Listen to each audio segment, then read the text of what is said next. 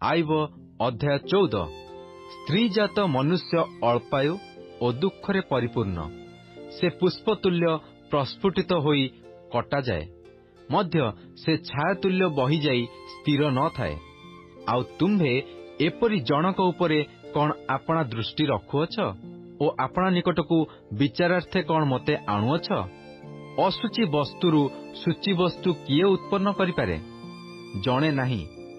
ताहार दिन सबु निर्णीत, ताहार मास संख्या तुम्भटारे अछि ओ तुम्भे ताहार सीमा निरूपण करियछ, एणु से ताहा लंघन करिपारे नाही।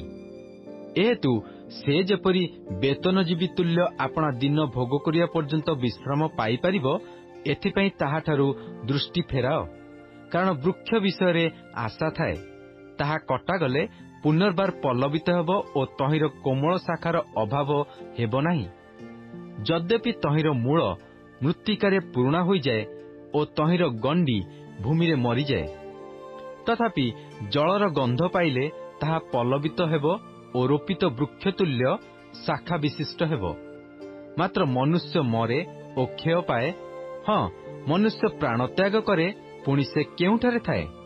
जेपरि समुद्ररु जल बाहरी जाए ओ नदी क्षयप्राप्त ओ शुष्क हुए, सेपरि मनुष्य शयन कले आउ उठे नाही। आकाशमंडल लोप न पाइबा पर्यंत सेमाने जाग्रत हेबे नाही, किबा निद्रारु उत्थापित हेबे नाही। तुम्भे जेबे पातालरे मते लुचाई रखंत, तुम्भर कोप अतीत हेबा पर्यंत जेबे मते गोपନରେ रखंत, जेबे मो पई समय निरूपण करी मते स्मरण करंत, मनुष्य मले कौन पुनर्बार बंचिब?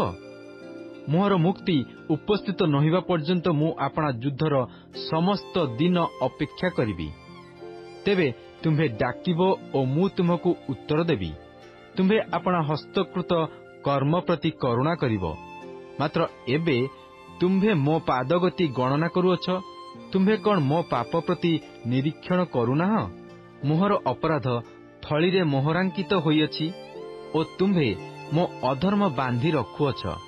आउ पर्वत पड़िले निश्चय लुप्त हुए ओ शैल आपणा स्थानरु अंतरित हुए।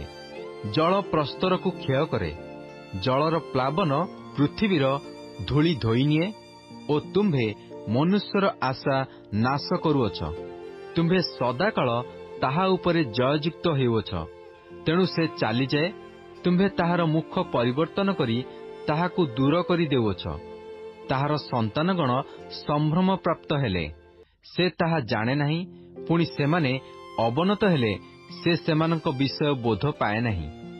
मात्र ताहार निज मांस व्यथा भोग करे ओ ताहार प्राण अंतरे व्याकुल हुए।